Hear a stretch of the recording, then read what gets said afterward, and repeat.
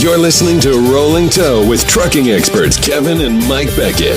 This is the show where you ask the questions and we give you the diagnosis on how to get the most out of your truck. We'll talk about avoiding wear and tear, knowing your suspension and axles, and how to get more mileage from your tires.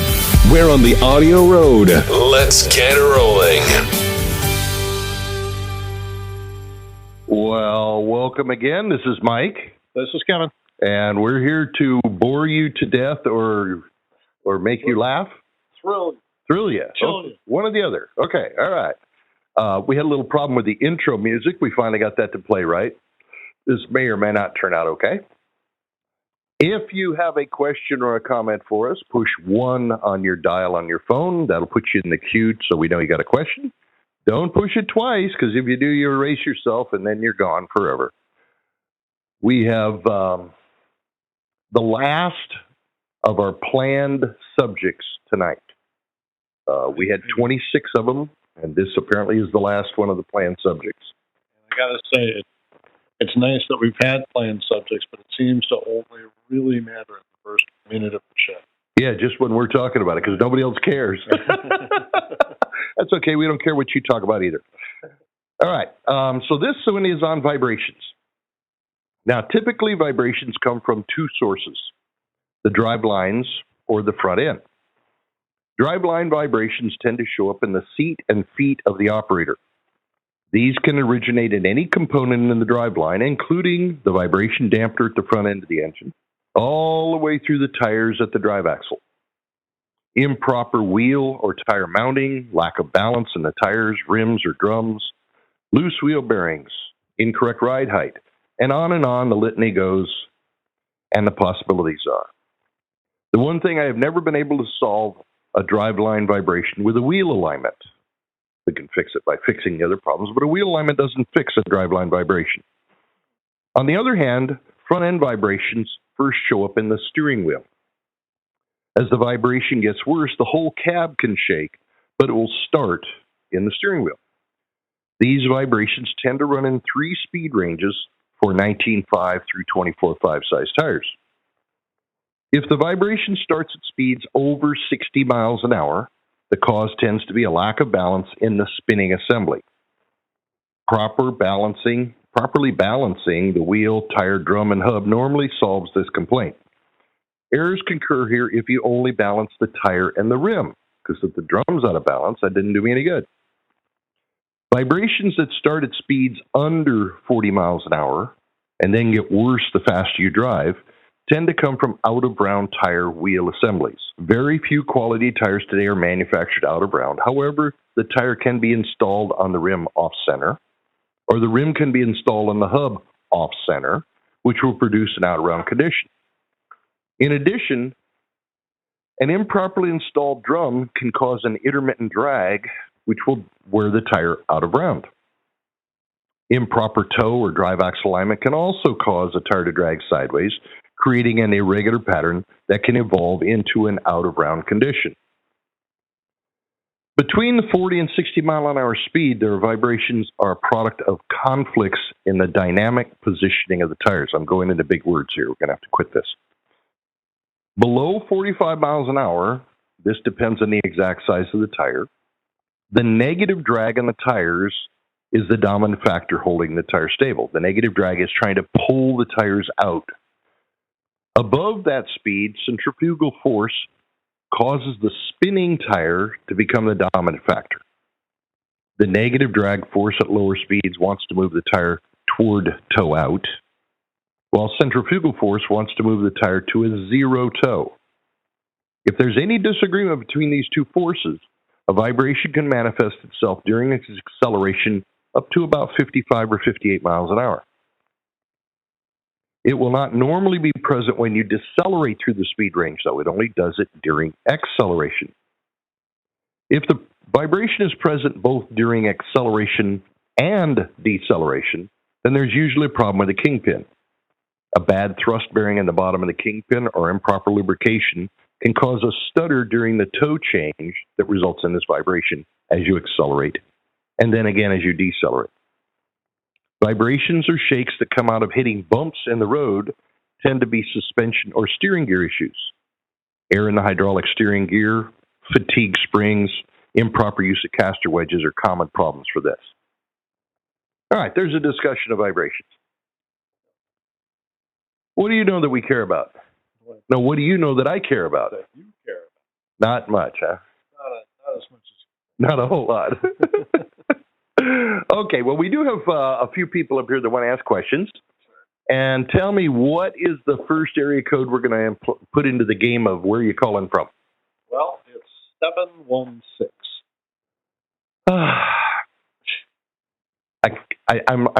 I'm like Daffy Duck. I cannot tell a lie. I looked it up. That was George. Oh, well, that was him too, but I watched the cartoons. I don't read books. It's Western New York. Buffalo. Okay. I would prefer to think Jamaica, but we've got Buffalo today. I'll take Indiana. You'll take Indiana? All right, good. Let's look it up and see where he's actually from. Hello there. Hello. How you doing? We're doing well. Good. What part of Jamaica are you from? Oh, we come from the east side, man. The east side, man.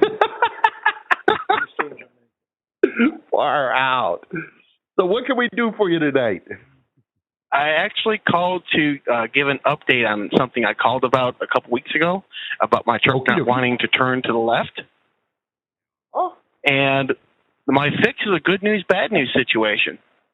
They usually are. Yes. Well, the good news is it cost me nothing to fix it. That's an excellent news. Love that. Yes. What it wound up being is that little turn stop that actually that bolt that goes into the knuckle that hits the axle itself to keep it from turning such a distance. Yeah, the steering stop, right? Yeah, it was actually out further on the left side than it was on the right side. So I took it off, pulled everything out, and now this thing turns like a champ. Awesome. I'm glad it's something simple. Yep, and the bad news is that the shops don't get my money. But that's good news. No. About shops getting your money. They've got plenty of customers. They got plenty, yeah. They'll make their boat payments. Oh, yeah. Now, you're talking about an argument about imbalances. What is that? No, I'm 5 ounces. No, I'm 6 ounces. And then they start to get the fighting with each other. Is that what the vibration is? No, what happens at low speeds? Yeah, that's what it is. I'm 5, I'm 6. Yeah, that's it. Playing that one. I don't know if we had a truck up in Canada that was having real bad vibration. And it turned out that the drum never got balanced when it was new. And when they changed the brakes, they changed the drum. Nobody paid attention. And then he had this terrible vibration up over 50 miles an hour. And the drum was 34 ounces out of balance. Holy Chrysler. Yeah. It doesn't happen often. No, it doesn't happen often, but it can happen. Yep. Cool stuff. Now I have to ask, did we suggest the steering stop as a problem, or did we completely miss that? No, you guys suggested to look at the leaf springs, just about everything else but. I actually got into a conversation with a driver, and he had made mention of it and then actually pointed it out. And then the following day, I just got stopped for the day, took out the tools, undid it, squirted it up away, and started working the steering wheel, figure out, woohoo, 2.25 turns each way. Fabulous. I love it. I'm glad to hear that. That's good news. That's good news.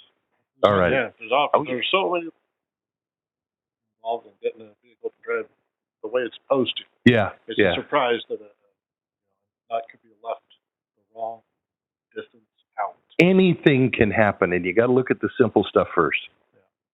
Cheap stuff, too. I agree. Yeah. Well, thank you very much. We like you. All right. You guys have a great day.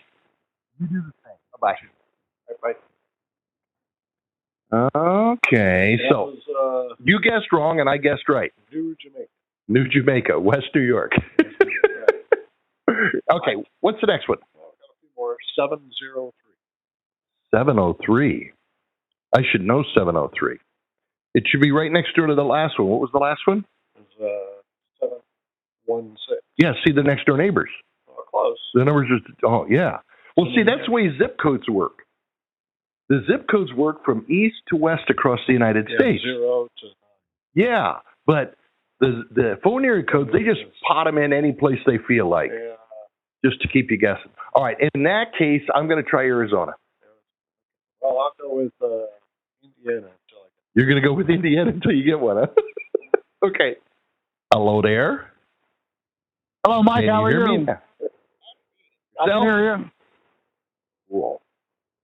Where are you from? Northern Virginia, 703. Virginia. So you were almost a neighbor to that guy from New York. It's far on the map. Yeah, it's only an inch on the map. So what's up, buddy? I got a 07 International on my drive tire. The first axle on the inside tire is wearing on the inside, and it happened on the old tires. I put in new shock, checked the wheel bearings, got it in alignment, put on new virgin tires, and it's starting to wear again. Okay, now I got to ask you, who checked the bearing and how did they check it? Well, they didn't do it. I took it into a TA, and he put a bar there and said it's not loose. He says so that wasn't done properly. Oh no, that won't find it. What he probably just took a bar, jacked up one side, shoved the bar in through the handholds and tried to pry on it, or he shoved the bar underneath the tire and just tried to lever it, and the force is being applied the wrong way. The best way I've seen to apply the force to the tires, you jack up one side like he did, get it about an inch off the ground. And what you want is a regular old-fashioned tire iron with one end bent and the other end straight. And on the bent end, there's a big lump of metal that would hook on the rim when you're prying tires off. You put a socket on the ground, like a 15/16 deep socket, lay it on the ground, put the put the pry bar over the top of it, so that big lump of metal kind of straddles it. And then if you push down on the end of the bar, it'll push straight up on the tire, and it'll go clunk, clunk, clunk if the bearings are loose. The fulcrum that you've had has a lot more strength than just... And it directs the force straight up instead of at an angle. Right.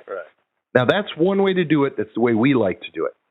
The second way to do it is they actually have to take the axle shaft out, take the lock nut off, and then I want them torquing that inner nut to 75 foot-pounds and don't back it off. What you're going to end up doing, honestly, it's something you should do whether or not you find that there's any play on the outside. Kevin finds a lot of times you got to tighten the nut up anyway, even if you don't find it. It's time, because if you got a Peterbilt or a kind of... Because they got the sleeves in it, yeah.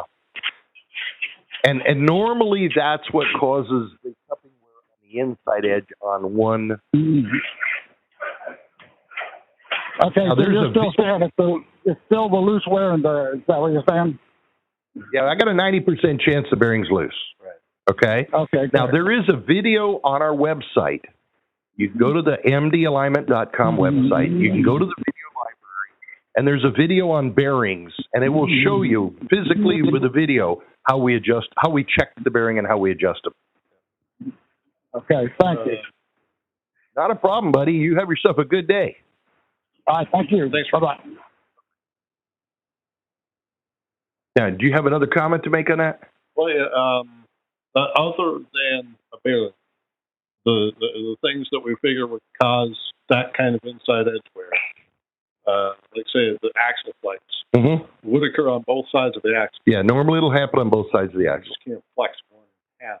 Well, there are certain cases I've seen where the inside of the left front tire on the front drive axle will cup before the inside on the right side of the same axle. Right. Okay? But that's not to say that the right side would never cut. Yeah, the right side will cup. And he indicated he's just had one wheel do it. He replaced the tires, did all this stuff, and it still did it again. Right. But I don't think anybody fixed the bearing. I think his bearing's still loose. Really? Yeah. Please go to somebody on our list if you can't get anybody to listen to you. Or look at the video. Right. Yeah. Yep. Okay, cool. What do we got now? 406. 406. You know that. Do we? Yeah, it's Montana. Montana? Yeah. Okay, you're taking Montana? Yeah. All right, I'm going to take Jamaica then because I love Jamaica. 406. Hello there. Well, you're way off at Jamaica. I am. Well, I'm You are. Well, yeah, you can keep hoping. How about Jamaica in January? Yes. I'm there. It is Montana. Yes, it is Montana. Yes, Cool. it is. What's up? Well, I've got an 06 Western Star, and I've got your books. I've done wheel alignments on every truck I've owned since I've had your books. They're awesome. This one has a Hendrickson Air Ride front suspension. I'm And sorry. I'm confounded. You're sorry? I'm sorry, too. Yeah. First of all, what points do I use to measure to make sure the axle is straight, because there's no grease zerks in the front spring bushings? And what's the trick? Because I'm not having any luck getting this thing to go straight down the road. Okay, first of all, if you can get it to go straight down the road, it'll probably be the first Hendrickson Air Ride that did. Okay? Okay. Second of all, normally that axle does not shift front to back out of square. What that axle tends to do when the bolts get loose is the axle physically slides sideways out to the right or out to the left. Yes. And that's exactly what it was, and I straightened it out from side to side, and then I took, just like your book shows, but there's no grease zerk, so I hung the plumb lines on the actual front bushing, and the front bushings were all wore out, so I put new bushings in there. In fact, I drilled it out. I put shims in there. I mean, it's tight now in the front. It's straight. I use the front hangers because there's no grease zerks to straighten up the axle, and then I did the alignment, and be damned if it just will not go completely straight down the road. Okay. So let's forget about setback. I think you've solved that. You've centered the axle side to side. You've got it as square as you. So the question is, what's causing the truck to pull to the right now? But no, that's just it. It's not really pulling to the right. It's almost pulling. I can't say it's pulling to the left, but I can't get it. Floats. I can't get it to pull. It floats. I can't get it to pull to the right. Where you're supposed to drive. With the air ride under the front, you've got a land yacht. Have you ever driven a boat in the water? Yes, I have. That's a good description. You've got a land yacht. They will not drive stable and straight. It will float. It'll do a little this way and a little that way, and you're constantly correcting, and that's the nature of an air ride front suspension. Okay, so you're saying this is as good as it's going to get. Exactly. Enjoy the soft ride, because that's the benefit they were trying to get. Right. Okay, well, then I'm not glad that that's the result, but I'm glad that I wasn't doing anything wrong. So there is. See, that's a good news, bad news deal. That is another one. You fixed it up as good. Well, you know what? Then the hell with it. I'm going to go to Jamaica in January. Not worry about it. Be seeing you there, man. All right. Have a good one. Hey, love your program. Your books are awesome. Thank you, sir. You have a great day. Bye-bye. All right. You too. Bye. All right. Jamaica. Should we do that? Should we say, we do have a couple of books that you could buy if you haven't? We could tell them that we've got this new product in a bottle. That if you buy this and drink it, you will quit worrying about how your truck's handling. It's not FDA approved. Please don't take it if you might have to take a. Yeah, don't take your DOT test right after you drink it. No, it's called snake oil. Snake oil. We've got snake oil. We got snake oil. All right, cool. What do we got next? 602. Right? I'm going to go back to Arizona. I like. You really hung up on Indiana. One of them. You got a girlfriend over there or something? Huh? You got a girlfriend there? No. Hello there. Hi, it's Arizona. Got one. Woo! What's up, buddy? Oh, not too much. I put 8 new drive tires on my truck, and I want to know. Got a what? And it got squirrely. No, I'm loaded too heavy. No, about balancing them. Oh, I love balancing them. It's a good idea. Good idea. Centromatics. Okay. Yeah, buy those hula hoop rings that you can bolt in between the wheels to balance them. If you don't want to buy those, you can. You hate those things? Okay. You can buy Counteract, the beads that go inside the tires. That'll balance them. You can do spin balance. How much do you put in each tire? Well, the place I usually go to spin balance them is too far out of route. Yeah, and the problem with spin balancing the tire and rim is you don't balance the drum and the hub. Okay? And well, that's what they do, the drum, the hub, everything on the truck, and they true the tire, too, but before they even start. Oh, well, this guy's really polishing it up, right? Yeah. As far as what you put in the drive tires, if you're running 22.5 or 24.5s? 24.5. 24.5s. I think it's 14 ounces, but they'll have a chart. Wherever you buy these from, will have a chart to tell you the correct amount in each tire. Okay? Okay. And that'll that really does help. Yep. Oh yeah. Right. Whenever I did get them balanced before, it made a difference in the world. Oh yeah, good stuff. And what you do for balance is, to me, it's pretty much exactly like what the dentist tells me about floss. Yeah. So whether it doesn't matter if you're getting the waxed or the unwaxed or the mint or the plain, just as long as you're actually flossing. Yeah. All righty. I appreciate it. Well, buddy, you have yourself a great day and drive safe. Thanks. Bye. Arizona. I guessed right. Yeah, 602. I don't know why 602 stuck in my head, but it did. Or maybe it's just because I had Arizona on my mind. Oh, I recognize the next one, too. You do? Yes. I don't know all five, but I remember this one. You remember this one? It's 321. Oh, Cape Canaveral, where they launch things from. Yep. I remember that one. All right. I wonder if it's the same guy. I don't know. Let's find out. God, there can't be more than two. There might be more than two people in Cape Canaveral. Hello there.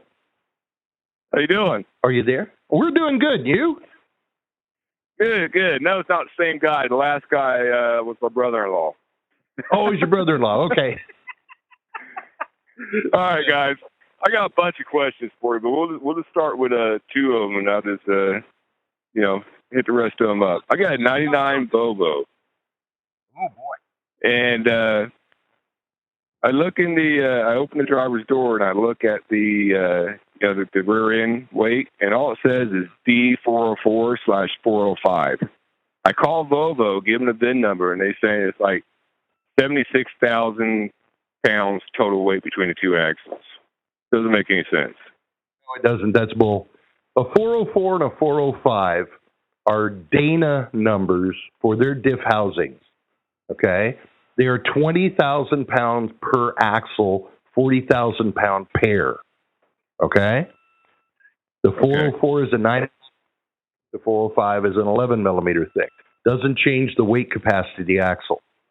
Now, if you're running a normal 99 Volvo with a normal set between the two drive axles, legally in the U.S., you can run 34,000 pounds on the pair for the bridge laws. Okay? But that's a 40,000 pound. Okay.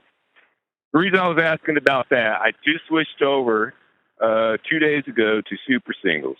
I got the 445s on there. They're 2-inch offsets. So I was told to flip them. So I went ahead and flipped them. But I was just curious if my axles were big enough to actually run them the proper way, or am I still going to have axle flex? It depends on whether you have the 404 or the 405. Now, the 40, and either one in the final analysis is going to say no, because it's not the diff housing, it's going to be the bearing. Okay? Here's the problem. With a zero offset rim on a super single, you're putting the weight directly between the two bearings on the spindle. So the weight is equally carried on both bearings. If you put a 2-inch offset rim extending out, you move the weight from between the two bearings onto the outer bearing, and you overload the bearing. Now, Timken and some of the other bearing people came out with a heavier bearing that's designed to carry that extra weight. The problem is the spindle journal that the bearing turns on is not heavier, and you burn out spindles. Okay? So whether the axle flexes or not, you do not want a 2-inch offset rim. Every axle manufacturer out there today has issued tech bulletins saying you want 0 offset rims. Now, by flipping it around backwards like we suggested, you're running aluminum rims. Is that correct? Yes. Our company actually taken the super singles off the trailer and put duals back on. So I got these for $140 a piece. Goodbye. But what the point is that the center piece of an aluminum rim that the studs go through is about 1 inch thick. And by flipping it around backwards, you gain that 1 inch. And so instead of winding it with a 2-inch inset, you wind up with a 1-inch inset. Okay? You move the weight a little bit toward the heavier, larger bearing. You reduce the flex in the axle. The tires will wear fine. Okay. All right. It's just, I'm driving down the road. I look in my mirror. You can't see the axles. You can't see the tires. It's like so skinny, like being stable and everything. Pretty stable, isn't it? You don't feel it wanting to tip on you, do you? No, I mean, I don't have a problem. I've been doing it for a long time, but I got a rookie with me, and it makes me nervous sometimes. Nervous for a lot of reasons. But don't worry about flipping the rims around. That'll be fine. Okay? All right. Well, I appreciate it. Thank you much. More questions? I'm willing to talk.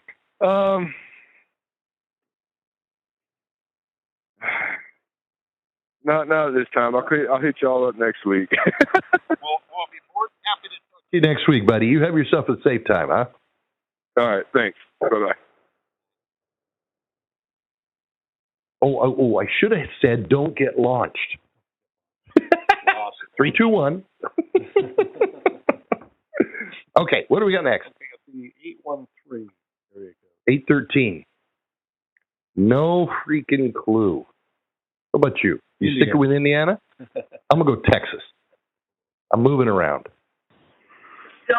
This here's... Hello there. Can you hear me now? Can you hear me now? Good.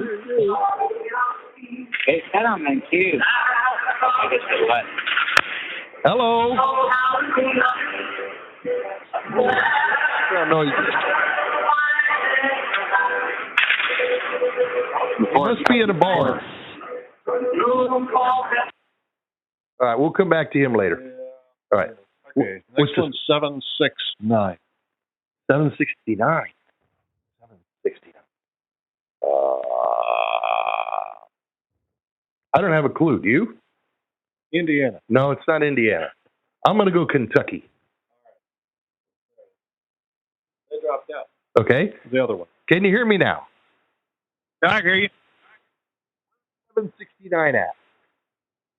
Jackson, Mississippi. Mississippi. All right. All right. I was working south, but Kentucky was too far north. What's up, buddy? I run Centromatics on all 3 axles, and I also like running beads and equal as well. But I was curious if I'm running Centromatics on all 3 axles, is it necessary to use counteract or equal? Not use counteract or equal in conjunction with Centromatics. Putting 2 dynamic balancing systems together will cause them to fight with each other. Exactly. Okay. Now, if you want to put fixed weights on and balance the tires and rim with a spin balancer, and then put Centromatics or equal in or counteract to polish the balancing job, you can. I think that's overkill. But never put 2 dynamic systems together. Right. All right. Now, that doesn't suppose if you wanted to put both equal and counteract tires. Yeah, they're both working in the same area. But if you've got one on one portion of the assembly and another on the other portion of the assembly, yeah, it'll fight with each other. It's not a good idea. So how do you like the Centromatics? They work good for you? Oh, I love them. I've been using them now for about 2 years. I ain't never put any beads in, but guy told me I could try it, but I want to get somebody else's opinion first. Yeah, if you put the beads in, leave the Centromatics off. But if you've already invested in the Centromatics, why would you buy beads? Right. Yeah. Now you've already got a good product. I just keep going with it. Okay. Yeah, After about a million miles, thank you, sir. You'll probably have to buy another one. You have yourself a great day. You too, buddy. Mississippi. We better label that Mississippi. We don't want to forget. Mississippi.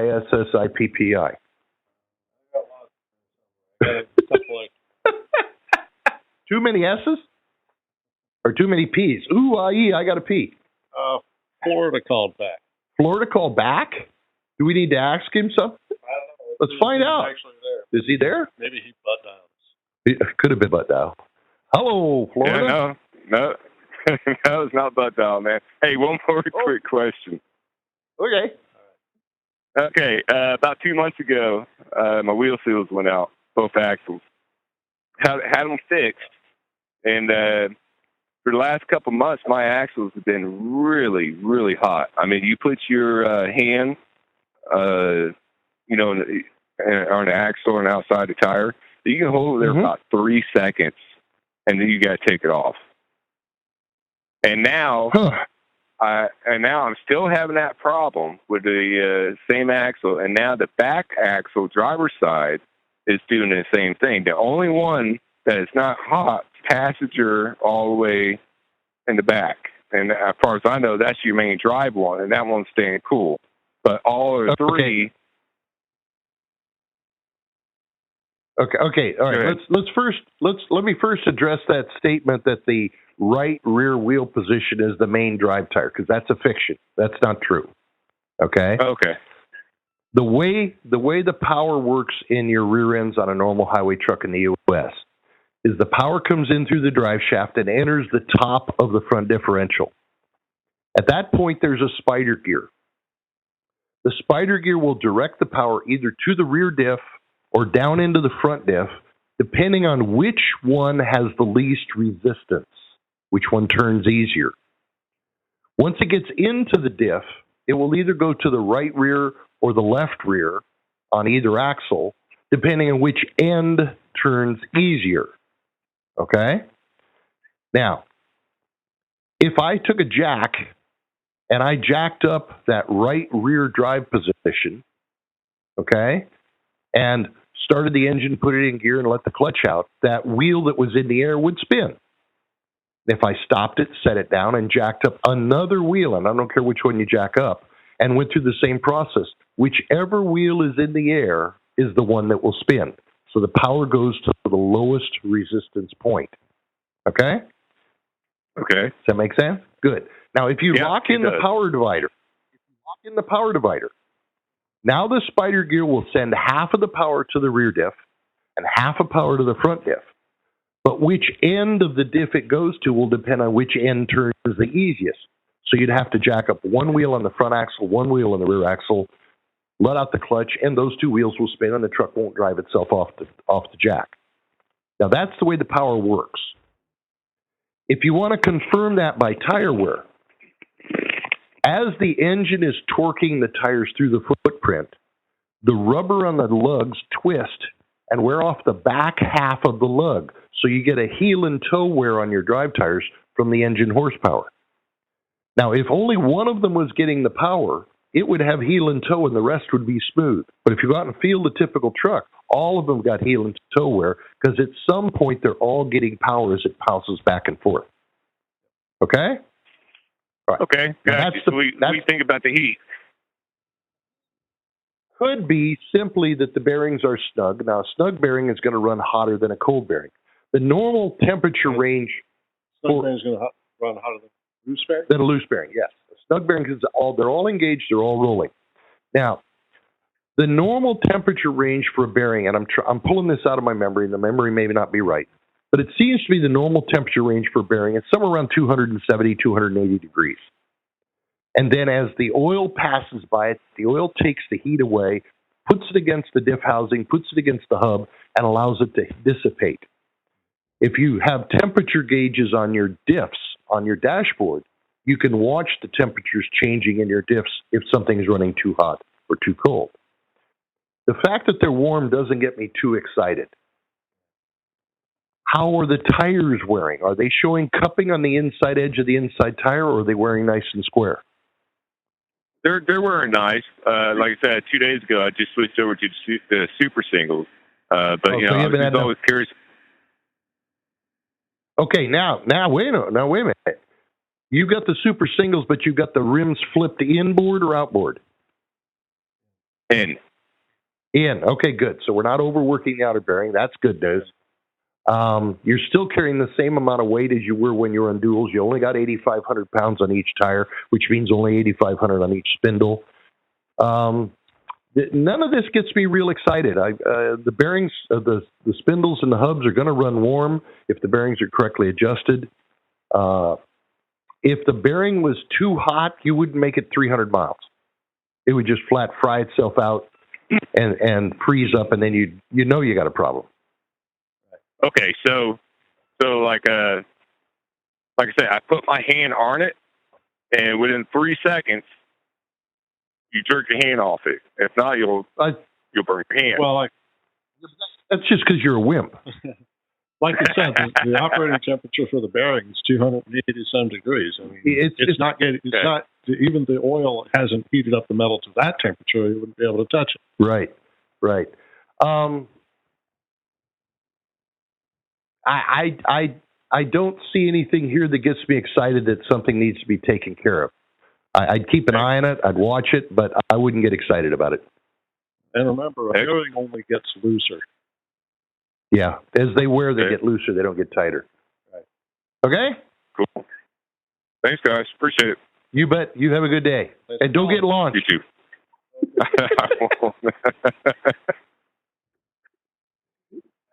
Okay, all right. How long have we been doing this? Like February. 26 weeks? Yeah, okay. Well, but how long for tonight? Got another 22 minutes. 22 minutes. Then we got to talk to these other two people? Three people. 4 people. Oh, look at it. They keep bouncing up here. I like this. All right. What do we got? 507. 507. No, that's not right because it's 705 up there. 507. I'm going to go Florida. Well, I'll go Indiana. Okay, my second guess is Jamaica. Right. Hello there. Can you hear me? Hello. Mike? That's me. Good. Hey, thanks for the call. Hey, I got a question. I got a 9400 and Wait a minute. We need to know where you're calling from first. Oh, well, I'm from Minnesota, but I'm in Georgia right now. 507 is Minnesota. Okay, Sven and Ollie Compty. We can do this. Yeah, it's Minnesota. So, like, I got the ST 244s on the steers, and I got 125,000 miles on them. And on the right side, right tire, I got the accented river wear. But now I have an abnormality outside the river wear on the outside groove. It's starting to scallop or get kind of cuppy over there. Yeah. And I got a slight pull to the right. Nothing real serious. It doesn't get up and dive. But as I was fueling before here, I was looking at it, and it looks like that rubber where it's starting to cup is starting to degrade a little bit. And it's just otherwise I got the tire's real good shape otherwise, except for that area. Okay. Is there any feathered wear on that right front tire? Negative. Nope. It's nice and smooth all the way across. How did you balance the tires when they were new? Static with weights. Okay. You realize that tires do not wear the same all the way around their circumference through their whole life. And so they gradually will out of balance, and then they'll start pounding themselves and start cupping. Okay? That's the advantage. That's the advantage of a dynamic system like a Centromatic or putting balance beads in the tire. Every time you spin up past 30 miles an hour, it rebalances the tire so it's always right. Okay? I see. And if you haven't balanced it for 125,000 miles, I'll guarantee you it's out of balance. I would say you're absolutely right, because my last set that I had on here, I had 180,000 miles on them, and I took them out just because it needed to be, But I agree with you. I even have your book. Everybody should have that book. But well, thank you. The second possibility is that your bearings are getting a little loose. Okay. The last one went 180, and these went 125. That's about 300,000 miles. Be something to check. Do you jack up that right front tire and grab the top of it and just wiggle it like mad and see if it'll go click, click, click? And if it does, all right, we got a bearing problem. All right. Yep. Like when I did the bearings. Yeah, when I did the bearings last time, I did it the way you. Well, I kind of maybe I misunderstood it, but I torqued them down to 75 foot-pounds, and then that's what I used for the front. But I think they were a little tight. And now I have your new methods out, and I got a sheet the other day, and so I'm going by that 25 instead of 75. So, but since I did it your way, pardon? 75 will work. It's just very snug for a lot of people. Yeah, people get nervous about it. Yeah, 25 is okay with an empty hub, no drum, no rims, no tires on a steer. All right. 35 would be what I'd set it with the tire on. Okay. That's the lowest that we'd want. That's the lowest that I'd want, and I've seen a lot of people go 50 and 70 and have real good luck. Okay. Right. All right. Yep. So that's what I did last time. 75 foot-pounds with the wheel on, and set it to that. And I haven't had any seal or wheel bearing problems, but I need to do like you suggested to see if I got a little play there. Yep. So. Yeah, because bearings don't get tighter as they get older; they get looser. Right. So sure. how many miles do you think it's been since you did that bearing adjustment? I'd say 400,000. Yeah, you better check them. Yeah. Yep. We used to recommend if this. What kind of truck is this? It's an International 9400. Sure. 2000 model. Jeepers, man, that thing's 15 years old. You better take care of it. Yeah, we would normally recommend that those get adjusted about the steer on that about every 50,000 miles. You want to just check it. Yeah, you want to check it. Every time you're greasing it, you should be jacking it up to grease the kingpins anyway. So you should be shaking the bearings just to make sure they're okay. Right. Okay? So, yeah, 400,000. How often would you recommend retorquing it, for the wheel only bearing? When it gets loose. Only when it gets loose. Yeah. Good rule of thumb. Yep. Pretty common sense. Awesome. Don't fix. All right. Well, thanks a lot, gentlemen. I appreciate it, Mike. Okay. Bye-bye. Goodbye. Spin and Ollie. Oh, yeah, Ollie. So, yeah. 400,000 miles. Yeah. One adjustment. That's 3 years. It'd be worth it. If the bearing's getting a little loose, that'll justify the cupping, but he hasn't balanced the tire at 125,000 miles. That justifies the cupping. Yes. Two choices. Okay. Yep. What do we got now? 214. 214. Oh, I know that one. I know 214. I don't know where it is, but I know 214. I know 213. I'm gonna go Illinois. I'm gonna go Indiana. Okay, Illinois and Indiana. We're close. Midwest boys. We're stuck in the. Hello there. Howdy. I'm actually in Illinois, but you should have guessed Texas. Should have gone back to Texas again. That was it. I knew 214 was familiar. All right. But you don't sound Illinois, and you don't sound Texas. I got that southern drawl, mate. Southern hemisphere. Yes, you do. Yes, you do. What's up? Just a tip for the guy that's sticking his hand on the wheel bearings and thinking they're hot. Water boils at 212 degrees Fahrenheit, 100 degrees Celsius. He wouldn't stick his hand in boiling water. So it's hot, but he ought to buy a infrared temperature gun, $50, $60. That would be a good idea. But then the problem, it's a whole lot better.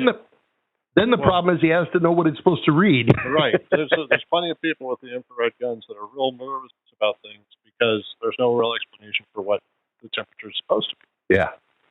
Yeah, but like if you check them, like you don't have to know what the temperature should be, but if you check them regularly and it's like, okay, it's at 130 degrees today, and then 2 days later and the weather's still the same and you're still loaded the same, and it's like, damn, it's 180 degrees today. What's happening? Something's wrong. So just by spotting the difference, you can spot the problem maybe. So I agree with that, but by the temperature gauge on your diff it should be reflected there too, shouldn't it?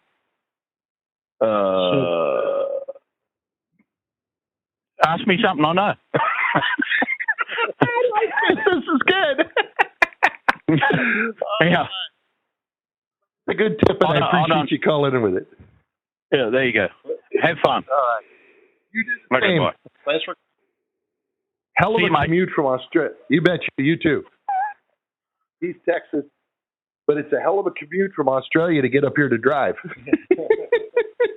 It was 214. It was Dallas. I knew 214 was familiar. I know. What do we got? This one's a little familiar too. It's 310. 310. I'm drawing a blank. I'm doing an old man senior moment thing. It didn't give you a Texas, did it? There it is. Okay, all right. Let's try 310. I'm going to go Jamaica. I think it's. For some reason, I think it's North Carolina. Wait a minute. I'm going to change. I'm going to go Dominican Republic. Dominican Republic, because you haven't had any. Haven't hit any Jamaicans. We'll do Dominican Republic. Hello, 310. Yeah, that's an easy one. It's Los Angeles County. L.A. All right. LA. Very good. You betcha. What's up, buddy? Hey, I got my front tires. I got the counteract beads inside of them, and they're wearing on the outside edge of both of them. And I caught your show a few weeks back and learned, about how you measure to see if they're square, and mine are right on the money. Good. So I'm. Go ahead. Is it really on the outside shoulder of both front tires, or the inside and outside shoulder of both front tires? Well, they're fairly new, so it's the outside, and the inside looks like it's just barely starting. Okay, all right. And there's no feathered wear on the tire. If you slide your hand back and forth across it, it's smooth both ways? Yeah. Okay, good. Now, are you a long-haul driver, or are you a local guy running around in L.A.?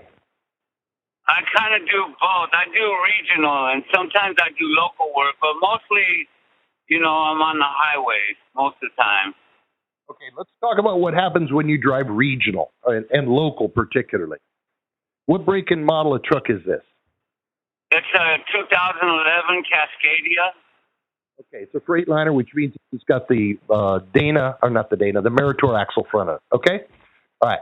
Now, this Cascadia, does it have the rack and pinion steering on it or regular steering gearbox? No, I have the regular steering. Excellent. That's very good. Now, when you are aimed straight ahead, and if you stand in front of your truck, your tires will look like they're straight up and down. Okay? Yeah. But if you turn the steering wheel to the left and you stand in front of the tires and look at them, the right front tire, while it's turned left, will stay straight up and down, but the left front tire leans out on its outside edge. Okay? Okay. If you turn the tires the other way to the right, the left front tire will still look like it's up and down, but the right front tire will lean up on its outside edge. In other words, the inside turning tire leans up on its outside edge when you're cornering. See what I mean? Okay. Yeah. So if you do a lot of local stuff, you're going to wear the outside edge of both front tires. Right. That makes sense. Okay. And there's nothing you can do to fix it. It's just what's going to happen if you're doing a lot of local turning. Right. Okay, I had another problem too on my front drive tire. The two inside tires were wearing out on the inside edge, and they were brand new tires, all 8 of them.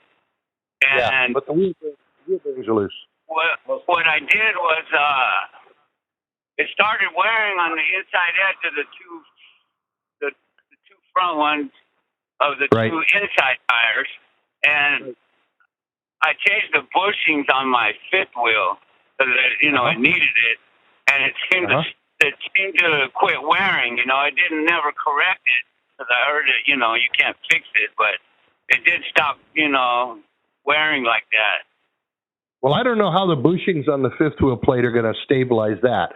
What I'd be more inclined to believe is that the wheel bearings are a little loose, and it's cupping on the inside edge because the wheels can wiggle in and out as you go down the road. It might be that all... Go ahead. Go ahead. It might be that all four-wheel positions are having the problem, but the rear drive tires wear 25% faster than the front drive tires, so the pattern shows up on the front axle first. Okay? Now, again, we talked to somebody earlier today about how to take a tire iron and put it underneath that axle and wiggle it and see if it's loose. I don't know if you heard that or not, but if you didn't... I didn't understand the part about the crowbar part, though. Can you, okay, well... Can you say it again? You want a tire iron. You know, a regular tire iron has one end that's bent and one end that's straight, right? Right. And one end has a little socket like on it for the lug nut. Yeah, it has a little chunk of nut of metal on it. So you put the bent end under the tire, you put a socket down on the ground to use as a fulcrum, and then you push down on the other end of the bar and it pushes straight up on the tire. And if the tire's loose, if the bearing's loose, it goes clunk, clunk, clunk. You can feel it in your hand and you can hear it. Okay? Now, there's a video on our website at mdalignment.com. If you go to the video library, you can see a video on this, and it also tells you how we'd like the bearings adjusted to get rid of these problems. Okay? Okay. All right, buddy. Thanks for your help. Glad to help. Okay, and don't get too suntanned out there. I try not to. I'm a redhead, so I get skin cancer real easy. I got the same problem. I've had cancer 6 times now. I've had it like surgery twice already, but I beat it both times. But it keeps coming back. Huh? Yeah, all right. You bet. Bye-bye. Thanks for calling. Bye. Okay, very good. We had a good one there. Yep. Okay. How long have we been at this? We got 6 minutes. And we got a bunch more calls. Let's get as many as we can. Yeah. Holy cow, look at all the calls. They didn't want me to sing. I think some of these people are going to have to call back. Georgia. What's 715? I think that's actually 715. Okay, I'll go for that. It might be Wisconsin. Yeah, you're right. Hello there. Hello, yeah, Wisconsin. Good, I'm doing good. How are you? What's up? Hey, the question is, here's the question. I run super singles on the X-Line Energy D on this truck, and I went to the Michelin the tire pressure. I'm asking about tire pressure, where they tell you how much pressure to put in as far as the weight goes with what you're. I don't know what it's called, but anyways, the other day I heard Kevin Rutherford say that he runs these same tires, and he was running 140 pounds, and he backed them down to 130. Is it due to the fact of rolling resistance? Less rolling resistance, the more tire pressure you have. What is your take on that? Well, as far as rolling resistance, I don't care because I don't sell fuel. Okay, I'm worried about getting the tire to wear right, and what the pressure that's recommended in the Michelin book, the Bridgestone book, and all the other books is the minimum pressure to carry the load.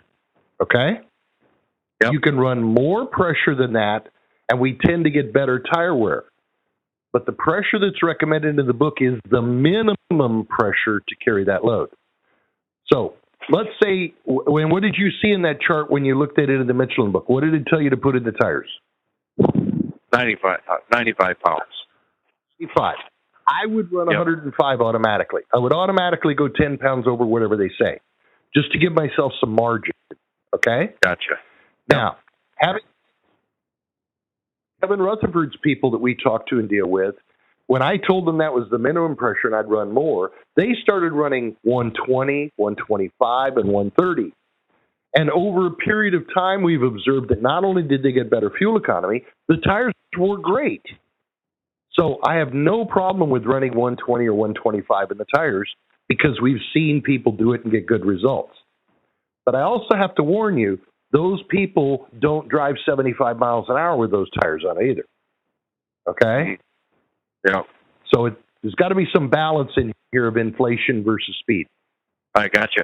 See, and I got the tire pressure monitoring system on here, and it also tells me the temperature, right, of the tire. But anyways, if you put I did go up to 110 on my tire. But if you get rolling down the highway at, I run 60 miles an hour. That's what I run. But if it's 90 degrees out, it's nothing for that tire to get up to that one day when it was really hot in Arizona, it was 138 pounds.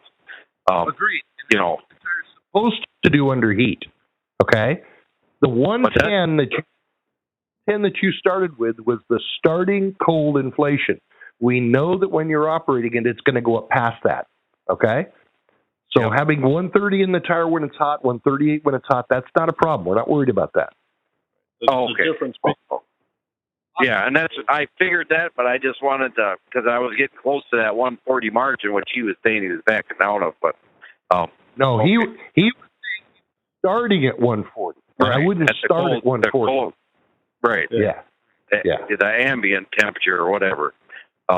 That's what he was putting them at. Okay, well, you answered my question, and just don't worry about it. As long as I'm not going to go.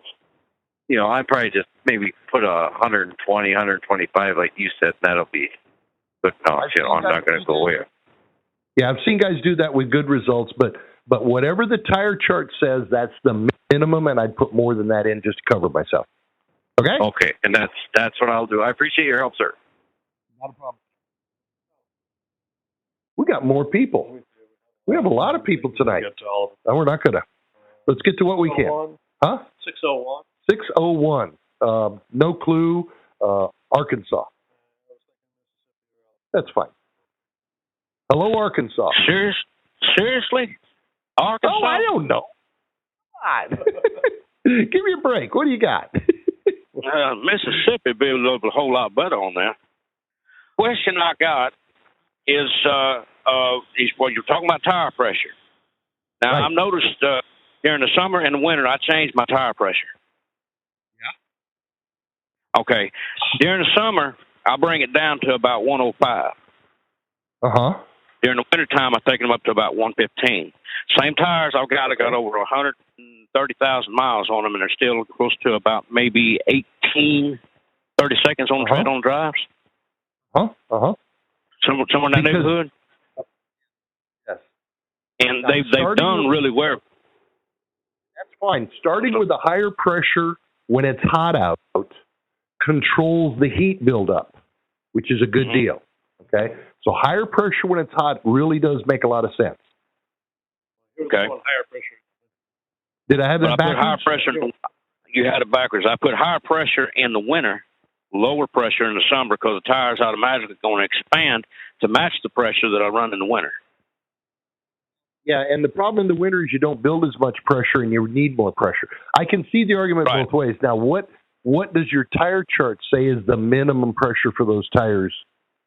Have you looked that up? It says 110.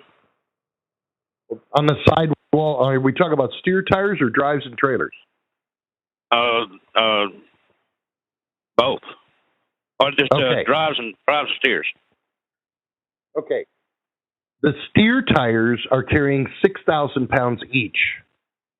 And the sidewall says they were more than I do in the drives. Right. The difference is that the drive tires are only carrying 4,000 pounds each. So the steer's carrying 50% more load than the drives are. We find more pressure in the steers compared to the drives, gives us better steer tire life. And that's right. But I keep my fifth wheel. I keep my fifth wheel all the way to the back to keep from tearing up my steer tires. You too. Yeah. All right, buddy. We appreciate the information. One more question. Sure. Now, my leveling valve, I've adjusted it to the point to compensate for the difference between the tires being hard and running down the highway for the bump I hit. Now, I've reduced it to the point, and it dropped it by about maybe 1 3/4 to get a better ride and let the tires touch the ground, because you know how the back end of the truck is going to set higher because of the airbags by themselves, which means the fram's going to set different. You know what I'm talking about? Yep. Yeah. Okay, I'll reduce it down so all the tires will match and run evenly. Now, I've noticed since I've done that, I had some bad wear, but since I've dropped it down, that bad wear has basically gone away due to the even out the tires for the pressure of the road. I see. Okay. Well, that's an and it's interesting done idea. pretty good for me. Now, And, what make and model of truck is this? A 2013 Cascadia. Okay. All right. Yeah. But it increased my fuel mileage when I done that. Yeah, it will. Good. Sure does. It increased my fuel pressure to 7.3 from 6.8. Your fuel economy went up. Yeah, my fuel economy. Yeah. Yeah. Well, that's good news. We'll everybody got to hear that. We'll see if anybody wants to try it. Yep. All right. I thank you for calling, buddy. I can't argue with success. As long as it's working, you're getting the results you want. I think it's a fabulous idea. And as far as tire pressure goes, the more you got, especially up in the steer, the better off you're going to be. Right, because you're carrying more. Right, I keep more in the steers than I do in the drive. It's different by 5 pounds. Okie. All righty, buddy. All right. You have a good day. Thank you. All right. All right. How long have we been at this? Well, we're over our hour. Okay, so we're going to have to call us tonight. Yeah. We still got more questions. We apologize that we didn't get to everybody tonight. This is the first time that's happened. I think so. But it was fun. Mm-hmm. We'll be back next week. If you have more questions, next week's going to be open session. We're going to be talking about stuff. Open session, like the other didn't have a question about a vibration. Yeah, we hung up on all those people, didn't we? Every time. Sure, every time. We're good at that. We'll do it again.